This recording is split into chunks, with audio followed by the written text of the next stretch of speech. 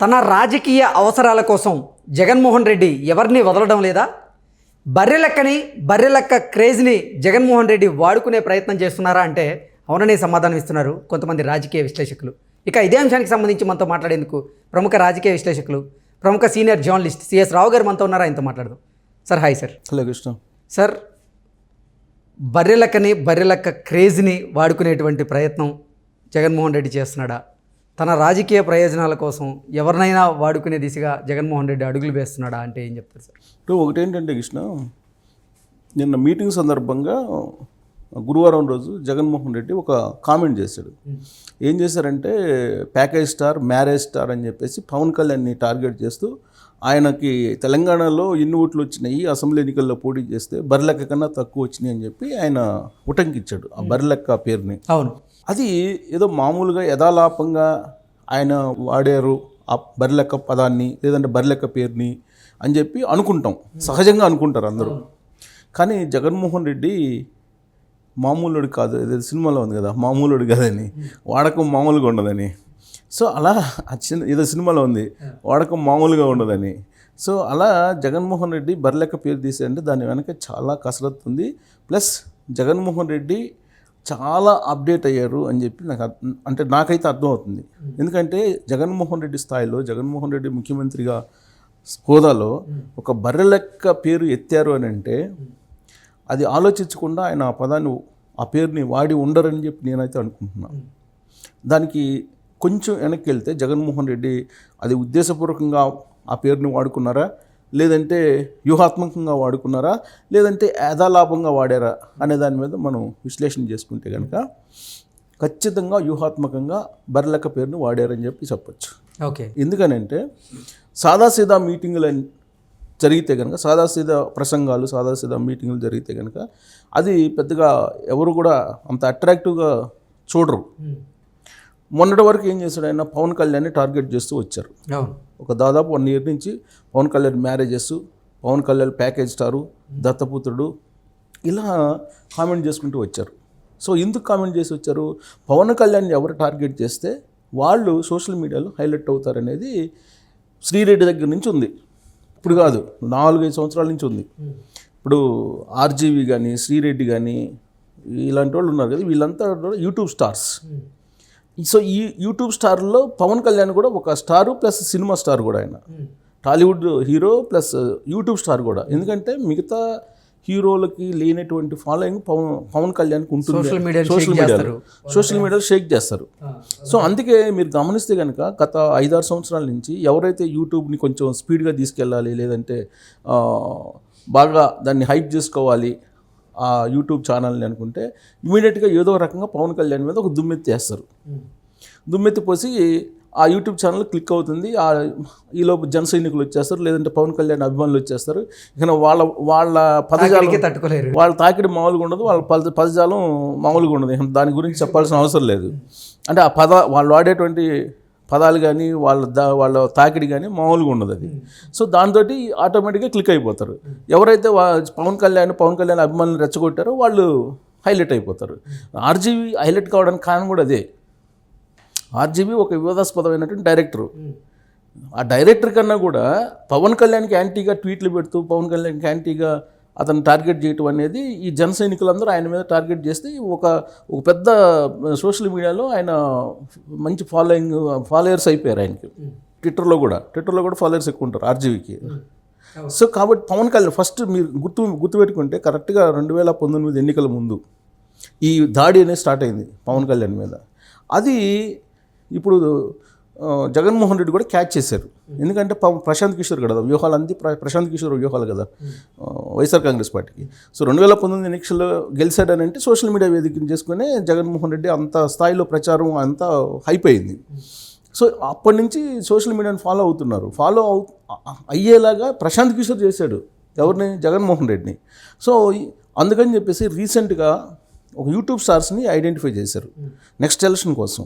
ఒక 300 మందిని YouTube స్టార్స్ని collect చేసి ఆ యూట్యూబ్ స్టార్స్ తోటి ఒక మీటింగ్ పెట్టించారు జగన్మోహన్ రెడ్డి ఈ మధ్యకాలంలో. వాళ్ళందరినీ ఐడెంటిఫై చేసి మొత్తాన్ని కాల్ఫర్ చేస్తే వాళ్ళలో ఒక 150 మంది వచ్చారు. ఇంకో 150 మంది రాలేదు.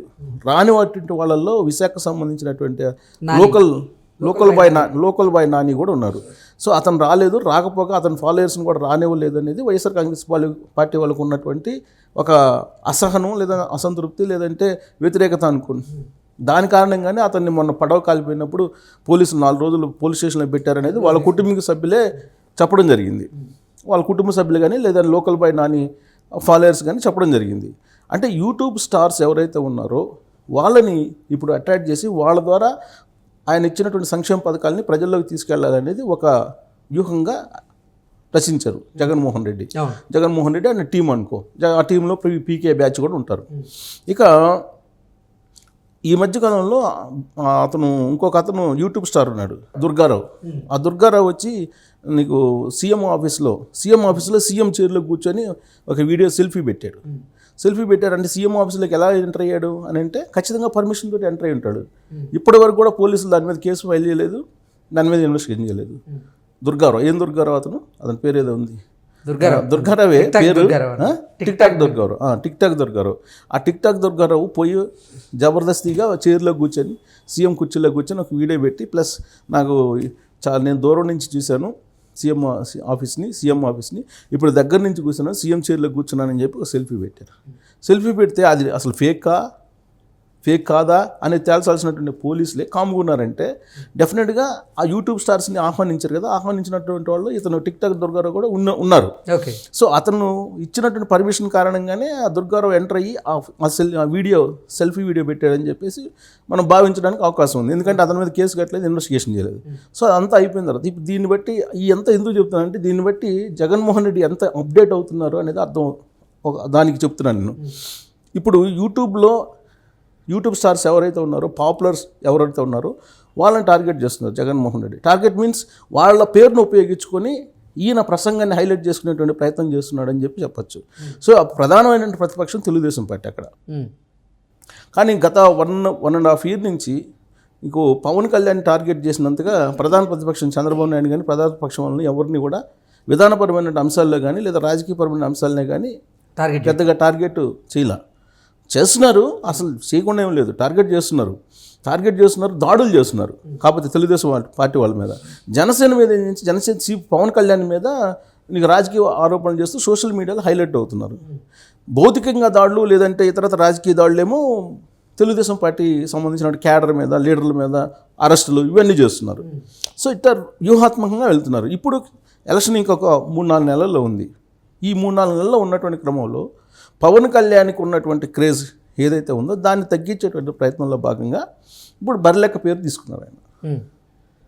బర్లెక్క పేరు తీసుకొని బర్లెక్క ఈ మధ్యకాలంలో సోషల్ మీడియాలో బర్లెక్క అంటే చాలు కొన్ని లక్షలు పోతున్నాయి, మిలియన్స్ పోతున్నాయి వ్యూస్. సో జగన్మోహన్ రెడ్డికి కావాల్సింది కూడా ఆయన స్పీచ్ సోషల్ మీడియాలో కొన్ని మిలియన్స్ పోవాలి, ట్రెండింగ్లో ఉండాలి. సో కాబట్టి జగన్మోహన్ రెడ్డి చాలా వ్యూహాత్మకంగా బర్లెక్క పేరును తీసుకొని ఈ ప్రసంగానికి జోడించి ఆయన అప్డేట్ అయ్యారు. అంటే ఇప్పుడు అంతా సోషల్ మీడియా మీద ఆయన కాన్సన్ట్రేషన్ చేశారు, యూట్యూబ్ స్టార్స్ మీద ఆధారపడ్డారు. నెక్స్ట్ అనేది ఎవరినైనా వాడుకుంటారు అన్న, అందుకే నేను రాజకీయ అవసరాలు అంతే. మరి రాజకీయ నాయకుడు ఆయన, రాజకీయ అవసరాలే ఉంటాయి ఆయనకి. రాజకీయం ఇప్పుడు ఎలాగైనా సరే గెలవాలి అంతే.